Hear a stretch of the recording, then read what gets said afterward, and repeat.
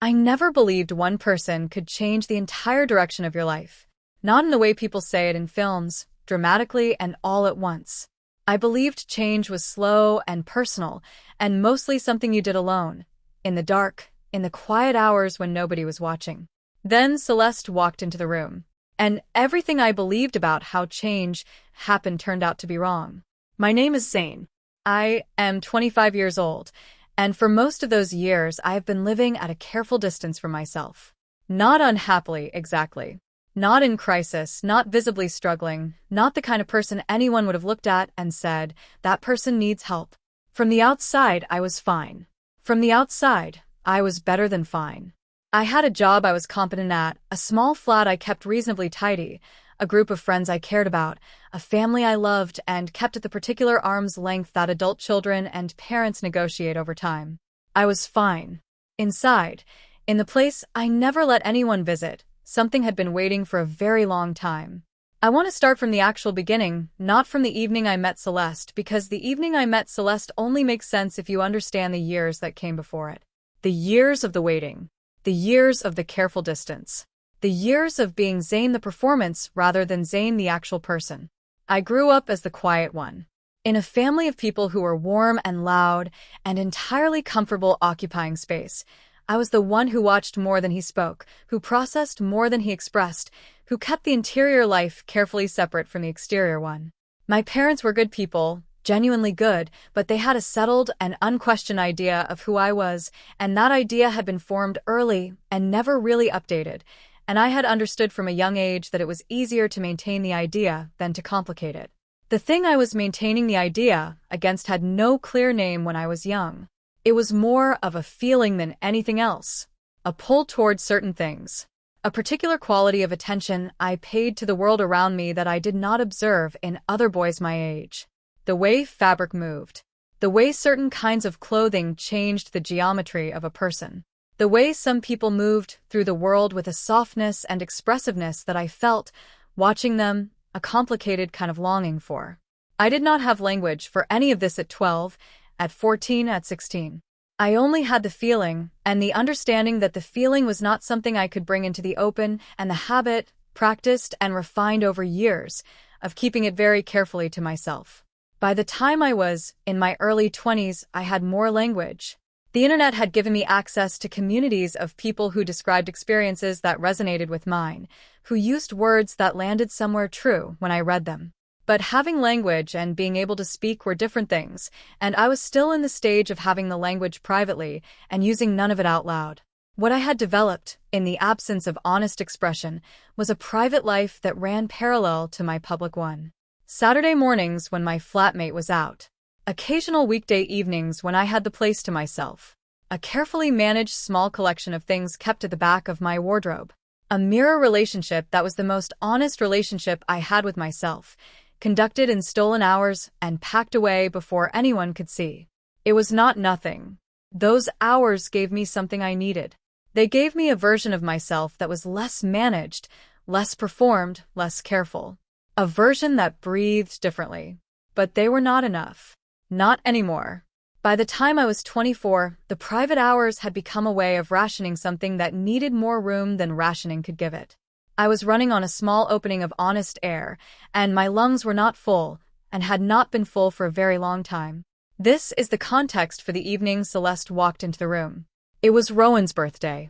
Rowan was one of my closest friends, funny and generous, and the kind of person who throws parties that are genuinely enjoyable rather than merely obligatory. The gathering was at Rowan's flat, about 15 people, music and good food, and the easy warmth of people who like each other. I arrived slightly late, found a drink, found a corner of the room that suited me, and settled into the particular mode I used at social gatherings, present enough to be good company, managed enough to stay comfortable. And then Celeste came in. She was Rowan's older sister, visiting for the weekend. I had heard her name a handful of times over the years, in the way you hear the names of friend siblings, as background information rather than as the introduction to someone who will matter. She was maybe 4 or 5 years older than me, and she carried herself with the ease of someone who had done a significant amount of internal work and was no longer fighting themselves on most fronts. She looked around the room when she came in, and her eyes landed on me briefly, and she smiled in the way you smile at a stranger at a party. "Hello, I see you, nothing more." Then she went to find Rowan. But something had happened in that brief glance that I could not immediately identify. Something in the quality of it, like being seen rather than scanned, like a light moving across a surface and finding something there. I did not speak to her that evening. She was on the other side of the room mostly, in her own conversations, and I watched her occasionally without intending to, the way you watch someone whose quality of presence pulls attention without demanding it. I went home that night thinking about her, which surprised me because it was not the kind of thinking I usually did about people I had barely met. 3 weeks later, the mold problem started. This is the unglamorous practical detail that changed my life. A slow leak inside the wall of my flat, discovered too late, had created a mold situation significant enough that the letting agent told me the place needed to be treated and left uninhabited for 5 to 7 days. I needed somewhere to stay. Rowan offered a sofa. Celeste, who Rowan mentioned had a spare room and was going to be in the city that week anyway, extended the offer to something more comfortable. Rowan relayed this casually, the way you relay a practical solution to a practical problem. I accepted. I packed a bag and showed up at Celeste's door on a Monday evening feeling the slight awkwardness of imposing on someone I had met once at a party for about 4 minutes. She opened the door and said, "Come in, I have just made food," and the awkwardness dissolved almost immediately. The flat was warm and considered, not decorated expensively but with obvious thought, plants and books and the accumulated evidence of a person who paid attention to their own surroundings. She gave me a brief tour and showed me the spare room and then said, "Eat with me if you want, I made too much anyway." We sat at her kitchen table and ate and talked, and I noticed almost immediately that Celeste was a different kind of conversationalist from most people I spent time with. Not louder or more impressive or more entertaining, just more genuinely present. When she asked a question, she was actually waiting for the answer. When she listened, she was actually listening, not rehearsing her next contribution.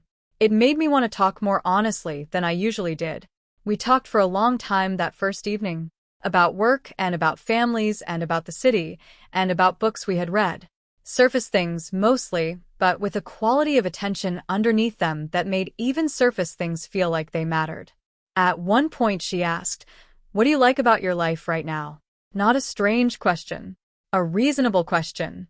And yet I found myself pausing on it longer than I expected. I said, "I like my friendships. I like having my own space. I like the parts of my job that let me solve things." She nodded and then said, "And what do you wish was different?" I said, "I am not sure." She said, "That is an interesting answer. Most people either have a list ready or they say nothing." You said, "I am not sure like you mean it." I said, "I do mean it. There is something I am aware of that is not quite right, but I have not been able to name it precisely." She looked at me with that quality of attention I was already beginning to recognize as particular to her. She said, "That sounds like something worth naming when you are ready." I said, "Yes." And we moved on to other things. But the question stayed with me through the rest of the evening and into the night as I lay in the spare room listening to the city outside. What was not quite right? I knew what was not quite right. I had known for years. I just had not said it out loud. Not to anyone, not ever, and the gap between knowing and saying felt enormous. The second evening changed things. We had fallen into an easy domestic rhythm, the way you can with certain people almost immediately, cooking together and talking and existing in the same space without the friction of effort. She was easy to be around in the specific way of people who are comfortable in themselves and therefore do not require management. After dinner she said, "Can I show you something?" I said yes. She went to her room and came back with a box and set it on the table between us. She said, "I want to explain this before I open it because I do not want it to feel strange." She paused and looked at me directly. "I notice things about people. I always have. It is not something I do consciously, it is just how I pay attention. And I have been noticing things about you since last night." I felt my pulse do something complicated. She said, "There is something you are managing. Something you keep at a distance from the rest of how you present yourself. I do not know what it is. I might be completely wrong. But I wanted to offer something, in case I am not wrong, and see what you did with it." She opened the box. Soft fabrics, careful colors, garments chosen with attention, women's clothing, clearly, and a small collection of other things, a few makeup items, a thin bracelet, a couple of scarves. I looked at the contents of the box, and the feeling that moved through me was not what I might have expected. Not shock, not offense, not even surprise, exactly. What I felt was the particular quality of something that has been locked in a sealed room for a long time suddenly having a window open near it. Recognition. Just recognition. I looked up at Celeste. She was watching me with a careful, patient expression. Not pushing. Not waiting for a particular reaction. Just present. I said, "How did you know?" She said, "I did not know. I guessed." And I want to say clearly that if I guessed wrong, we close the box and never mention it, and nothing is different. This is only an offer. It is not a statement about who you are. I looked at the box again. Then I said, "You did not guess wrong."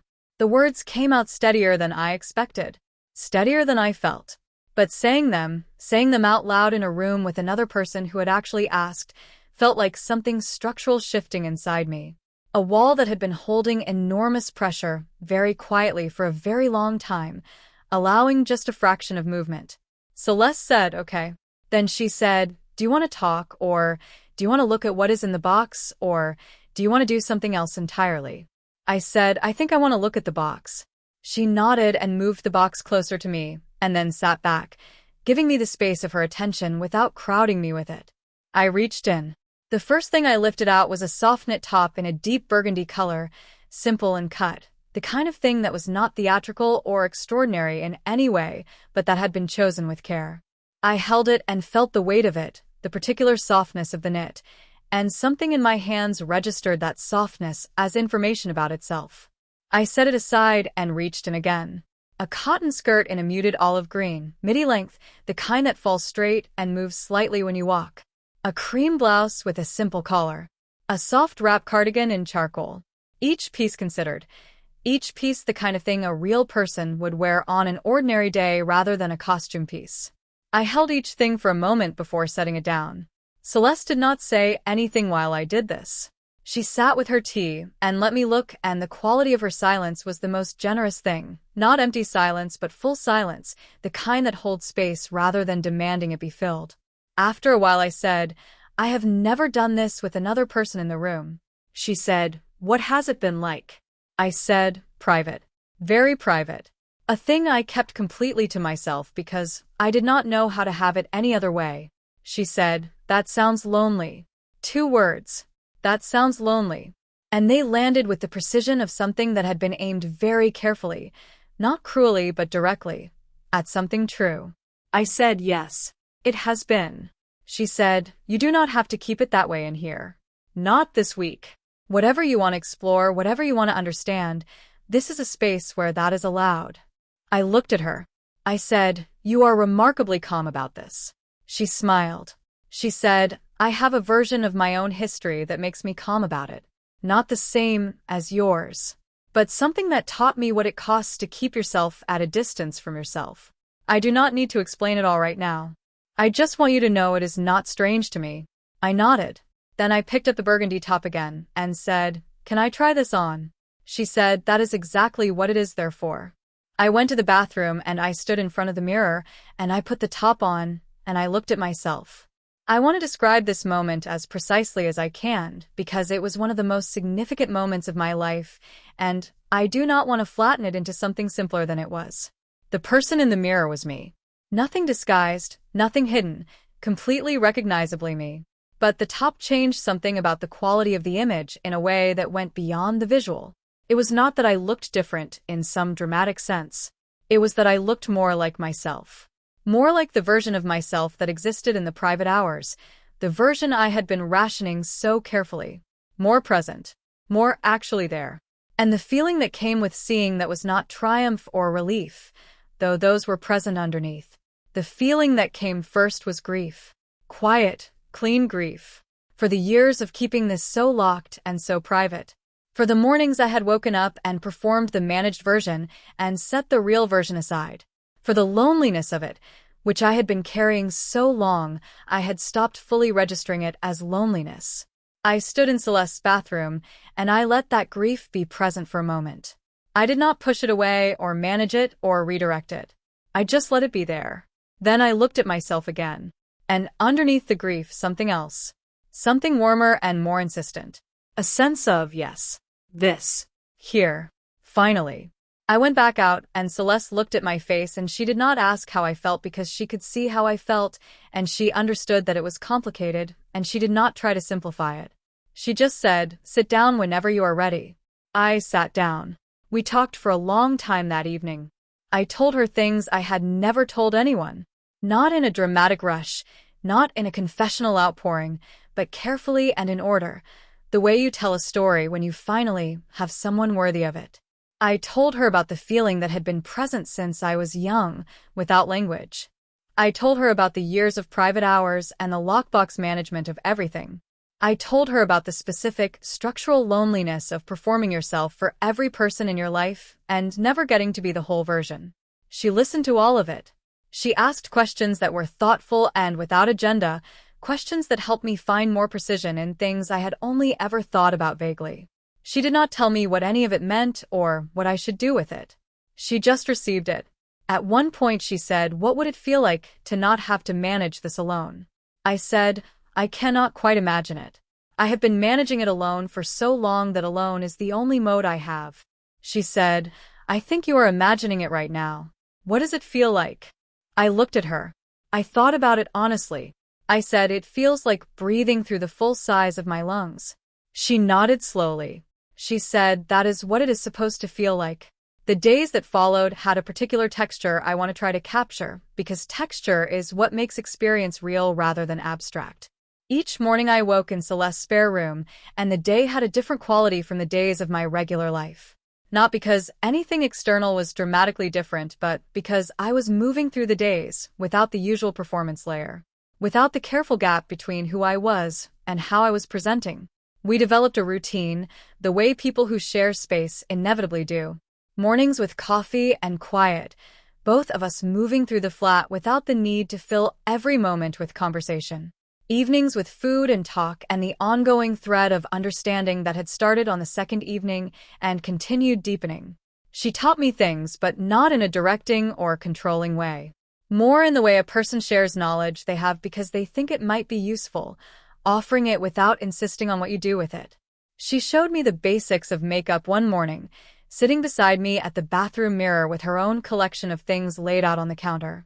She explained the logic of it as a form of attention, of looking at your own face and deciding what you want to emphasize, what conversation you want your face to have with the world that day. She talked about it the way an artist talks about technique, as a tool for expression rather than a mask or a transformation. I was nervous and my hands were unsteady, and the first attempts were imperfect. She said nothing about the imperfection. She just continued explaining, patiently, and without the particular tone of someone who is performing patience. She was just actually patient. The first time I looked in the mirror with everything done properly, or as properly as I could manage at that early stage, I felt something I want to try to describe accurately. My face looked like my face. But it also looked like the face I had been working toward in the private hours, in the limited and unpracticed way I had been working toward it alone. The face I saw when I imagined myself most honestly. Seeing that face reflected back at me, in the proper light of a bathroom mirror on an ordinary morning, was one of the most quietly shattering experiences I have ever had. Shattering in the good way. The way something shatters when it was always going to break, and the breaking is also a releasing. I gripped the edge of the sink for a moment and just breathed. Celeste was in the doorway, and she did not say anything. She just stayed there, present, until I turned around. I said, "I look like myself." She said, "Yes, you do." I said, "I have been trying to look like myself for years, and I have never quite managed it until now." She said, "You managed it. You just needed the right conditions." That phrase stayed with me. The right conditions. Not the right person to do it for me. Not the right guide or director or architect. The right conditions. The space. The permission. The absence of the usual requirement to perform the other version. I had always been capable of this. I had just never had the conditions. That understanding was its own kind of important. The work on movement and posture came from a conversation we had one evening about presence, about the way people occupy physical space, and what that communicates about their relationship with themselves. She had a background in movement, she told me, from years of dance and physical theater, and she observed bodies and how they moved through the world in the same careful way she observed everything else. She said, "Do you want me to tell you what I notice about how you move?" I said, "Yes," though I was slightly afraid of the answer. She said, "You make yourself smaller than you are. Not dramatically, not in a way most people would consciously clock. But there is a consistent habit in your body of reducing its claim on space. Shoulders that angle inward slightly. A way of walking that keeps everything contained. The posture of someone who has spent a long time being careful about how much room they take up." I sat with that for a moment. I said, "Yes." She said, "Bodies learn their habits from experience. Whatever taught your body that habit, it made sense at the time. But habits can change when the conditions change." She asked if I wanted to try some things, and I said yes, and we spent an hour doing what were, from the outside, very simple things. Walking across a room, sitting down, standing up, entering a space. She watched and occasionally said things like, "Notice what happens in your shoulders there," or "Feel the difference when you let the breath go fully before you move." There was one moment when she asked me to walk into the room as if I belonged there entirely, not performing confidence, just inhabiting the assumption that my presence was fully allowed. And I did it, and something happened in my body that was physical and immediate. I felt the space differently. I felt my own weight differently. I felt less like a performance and more like a presence.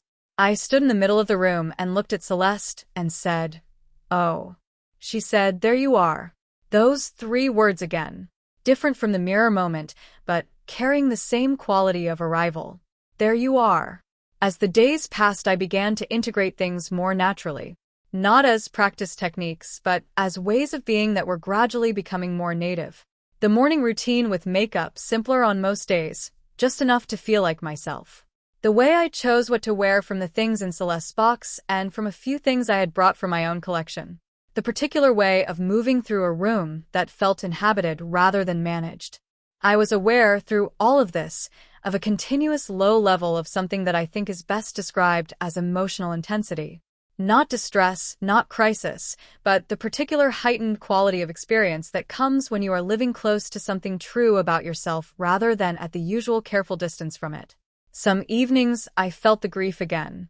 The grief for the years of the locked drawer, for the loneliness of the private hours, for the people I had been close to who had not known the real version of me because I had not let them. That grief was clean and necessary, and I let it come when it came rather than managing it away. Other evenings I felt something lighter. A buoyancy, almost. The specific quality of relief that comes when a weight you have been carrying so long you stopped feeling it is finally set down. The almost surprised realization that you are less heavy than you were. Celeste held space for all of it. The grief and the buoyancy, and the complicated mixture of the two. She did not try to steer me toward particular feelings or away from others. She was just steadily, calmly present, and that presence was the most valuable thing she offered. About 4 days in, she asked if I wanted to go outside. I had known this moment was coming. I had been aware of it the way you are aware of an approaching thing you are not sure you are ready for, but understand is necessary. She said, "Not for any particular purpose. Just to be outside. To be in the world for a little while as the version of yourself you have been inhabiting this week." I said, "I am frightened." She said, "I know. That is normal. What specifically are you frightened of?" I thought about it carefully because she was asking me to be precise, and I wanted to honor that. I said, "I am frightened of being seen and having the seeing feel like an exposure rather than a recognition. I am frightened that the confidence I have felt this week only exists inside this flat and will disappear the moment I step outside it. I am frightened that I have spent so long being one version of myself in public that I do not know how to be any other version out there." She listened to all of this. Then she said, "Those are all reasonable fears. Let me ask you something. When you have been in this flat this week, in the moments when you have felt most like yourself, what has made that possible?" I thought about it. I said, "Safety. The absence of the usual requirements. Space to be, without performing." She said, "And what created that safety?" I said, "You did." The way you received things. The way you made it clear there was no wrong answer. She said, and what if you carried that with you? What if the safety was not located in this flat, but in the understanding you have built this week about yourself? What if you took that with you? I sat with that. She said, I am not telling you the fear will not be there. It will. I am asking you whether the thing you have been building this week is strong enough to walk beside it.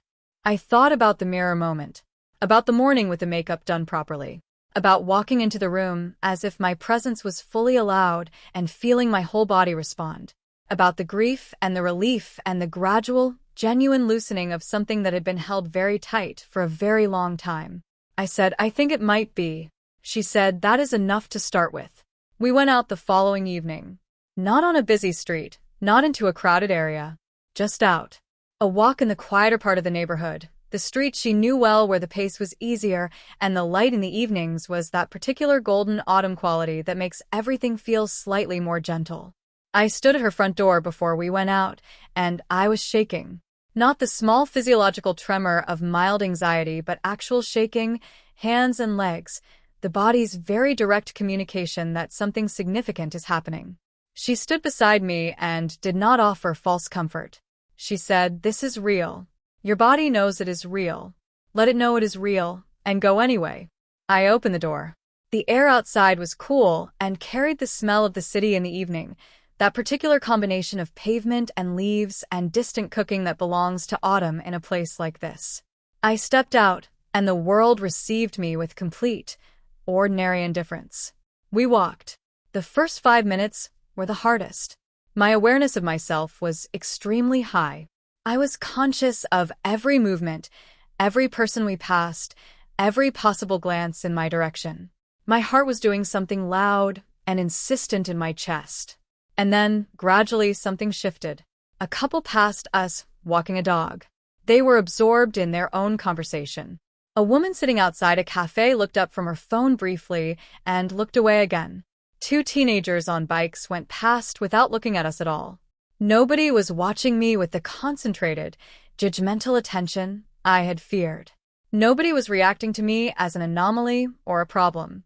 The world was doing what the world does, continuing its ordinary business, full of people absorbed in their own lives and their own thoughts. I was just another person on a street. The simplicity of that hit me somewhere very deep. Around the 15-minute mark, we passed a small cafe. And Celeste said, do you want to go in? I hesitated for half a second, and then I said, yes. We went in and found a small table and ordered drinks from a young barman who was friendly and efficient and entirely unremarkable in his response to us. I sat in that cafe with my hands wrapped around a warm cup and the ordinary sounds of a public place around me, and I thought, with a clarity I want to preserve as carefully as I can, I am here. I am actually here. In public. As myself. Not a secret version. Not a private version. Me. We stayed for about half an hour. I talked and laughed and was entirely present in a way I had not been in a public space in years, possibly ever, because I was not managing the performance of a different version of myself. I was just there. When we walked back, I was quiet for a while. Not in an uncomfortable way. In the way of someone processing something they do not yet have complete language for. Celeste let the quiet be there. After a while I said, you know what surprised me most? She said, what? I said, how ordinary it was. I have been afraid of that for years. Years of imagining how it would go, how people would react, what would happen. And it was just ordinary. Just an evening, just a cafe, just the world going on. She said, fear makes things enormous. Experience makes them real. I said, I have been giving fear so much authority. She said, you gave it authority because you did not have the experience to give you an alternative. You have it now. I nodded. I said, one evening and I have it now. She said, you have the beginning of it. And the beginning is the hardest part. That night I lay in the spare room and I looked at the ceiling and I thought about the word beginning. The beginning of what exactly? The beginning of a different relationship with myself. The beginning of less distance between who I was and how I moved through the world. The beginning of not rationing the private hours because the private hours were no longer the only hours. I did not have a complete picture of what came next. I did not have a map of the journey or a timeline or a destination. I just had the beginning. And for the first time in a long time, the beginning felt like enough. The remaining days at Celeste's had a different quality from the first ones. The initial intensity, the rawness of the first openings, had settled into something more habitable. I was still learning, still discovering, still occasionally overwhelmed by the emotional texture of it all. But the overwhelming had the quality of whether you're learning to navigate rather than whether you're drowning in. We talked about identity, about the difference between performance and expression, about what it meant to inhabit yourself more fully in a world that had not been designed with your particular interior experience in mind. These were not abstract philosophical conversations. They were grounded in the specific reality of my specific life and what I was going to do with it. She was careful never to tell me what to do. She offered perspectives and asked questions and shared her own experience where it was relevant, but she kept the ownership of every decision firmly where it belonged, with me. She understood, I think, that the most important thing she could give me was not direction, but the conditions for self-direction. One afternoon, she asked me to write something. She said, write a letter to the version of yourself that has been managing alone. Not to give advice or fix anything. Just to acknowledge what that version has been doing all this time. I sat with a notebook and a pen for a while before I started. Then I wrote. I wrote about the years of the private hours. The specific quality of the loneliness. The courage it had taken, actually, to keep something alive inside yourself for so long with so little room to breathe. The faithfulness of it. The particular devotion of carrying something carefully through years that did not offer it a proper home. I wrote about the ways the managed version had been genuinely necessary, how the performance had served real purposes at real times, how the careful gap had been a form of protection that made sense in the conditions it was built for. And I wrote about being ready, now, to start living with a smaller gap. Not all at once, not without difficulty, not with any certainty about exactly what the smaller gap would look like in practice. But ready. Actually ready, not just theoretically. When I read it back, it surprised me with its own honesty. I showed it to Celeste. She read it quietly, and then looked up at me. She said, "You have been carrying this with so much care." I said, "I did not think of it as care. I thought of it as hiding." She said, "Those are not always different things. Hiding can be a form of care, when you do not yet have the safety to do anything else." I thought about that for a long time. The last evening before I went back to my own flat, now remediated and cleared by the letting agent, Celeste and I sat at her kitchen after dinner and talked in the open-ended way of people who are aware that a particular chapter is closing. I said, "I want to tell you what this week has given me, as specifically as I can." She said, "I would like that." I said, "It has given me the experience of being fully present in my own life for a week. Not performing, not managing, not keeping myself at a careful distance. Just being here, in this version of myself that I have always had access to privately, but in the company of another person, in the context of ordinary daily life. And I did not fall apart. And the world did not collapse.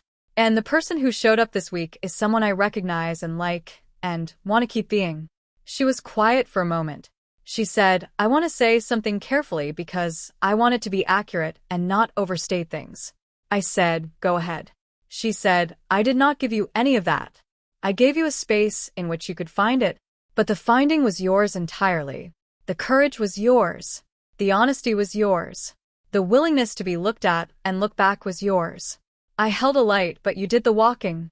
I said, "You held it very well." She smiled. She said, "You walked very well." We were quiet for a moment. Then she said, "What happens next is yours to decide. I am not going to tell you how to bring this back into your regular life, or how fast, or how much. But I want to say this once clearly. The version of you that has been in this flat this week is not a holiday version or a temporary version.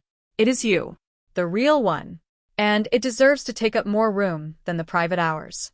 I said, "I know. I am going to work on that." She said, "I know you are." I packed my bag the next morning and stood in the doorway of the spare room for a moment before I left, looking at the space that had held me for one of the most significant weeks of my life. The ordinary room with its ordinary furniture and the particular quality of light through the window in the morning.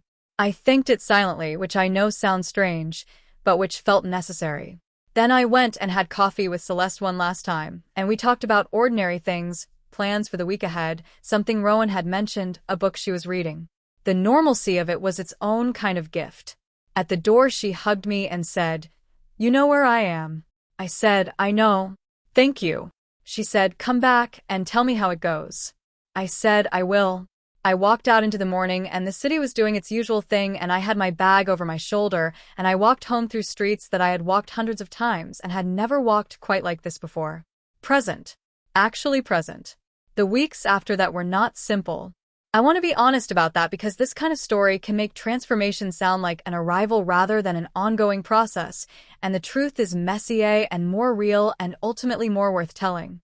I went back to my regular life, my flat and my job and my friendships, and I had to figure out how to carry what I had found at Celeste into the reality of those existing structures. That was not always clean or easy. There were days when the performance mode reasserted itself strongly, when the old habits of careful management were just more automatic than the new ones, when I came home in the evening and felt the specific exhaustion of having been the managed version all day and not the real one. There were conversations I had to have that were uncomfortable. Not all at once, not with everyone, but with the people who mattered. Rowan first, because Rowan was close and trustworthy and had, as it turned out, suspected something for a while and was entirely unsurprised and entirely warm. A couple of other close friends after that. Each conversation its own specific shape, each one less terrifying than the one before. There were practical things to figure out about how I wanted to present in different contexts, what felt right in which situations, how to navigate a world with a great deal more honesty than I had been bringing to it while also being realistic about what was safe and possible and mine to decide on my own timeline. None of it was simple. All of it was worth it. The loneliness changed. That was the thing I noticed most clearly over the weeks and months after Celeste's flat. The structural loneliness. The specific kind that comes from performing yourself to everyone in your life, and therefore being surrounded by people who know you without knowing you, that loneliness reduced. Not immediately, not completely, but measurably, noticeably, in the way a physical pain reduces when the thing causing it is addressed. Not because the pain had been imaginary, but because the cause was real and the addressing of it had real effects. I spoke to Celeste regularly. Not in the intensive way of that week, but in the normal ongoing way of a friendship that had been built on genuine honesty and mutual respect. She was interested in how things were going and asked good questions and shared things from her own life in return, and it was simply a friendship, the particular kind that forms between people who have seen each other honestly. She never told me what to do. Not then, and not afterward. She was consistent in keeping the ownership of my journey with me, in offering support without offering direction, in being present without being prescriptive. I think about that quality of hers often. The ability to care genuinely about someone's becoming without needing to shape what it becomes. The ability to hold space without filling it. That is a particular kind of generosity, and I am not sure I had understood before I met her how rare it is, or how much it matters.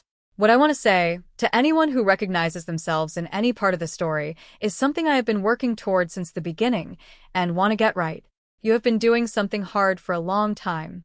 Whatever version of the managed performance you have been maintaining, whatever the specific shape of the careful gap between who you are and how you move through the world, you have been doing it for reasons that made sense, and you have been doing it with a faithfulness and a discipline that deserved better circumstances. The better circumstances are findable. I know that is not a guarantee or a universal promise. I know circumstances vary and situations differ, and what was possible for me in the specific context of my specific life is not automatically available in the same form to everyone. I know that, but I also know this. The version of you that lives in the private hours, that comes forward when no one is watching, that knows itself in the quiet and manages itself in the noise, that version is not a separate person or a secret problem or a thing to be eventually resolved into nothing. That version is you, the actual you, and it deserves the conditions that allow it to breathe. Those conditions begin with a single thing. Not a person, not a lucky encounter, not a week in someone else's spare room. They begin with a decision, made quietly and privately and with no fanfare, to start paying attention to what is actually true about you rather than what is convenient or safe or expected. That decision is yours to make. The week at Celeste accelerated things for me. It gave me conditions I was lucky to have. But the decision had been building in me for years before I ever walked through her door. The preparedness was mine. She only gave it a place to land. Your decision is already building in you.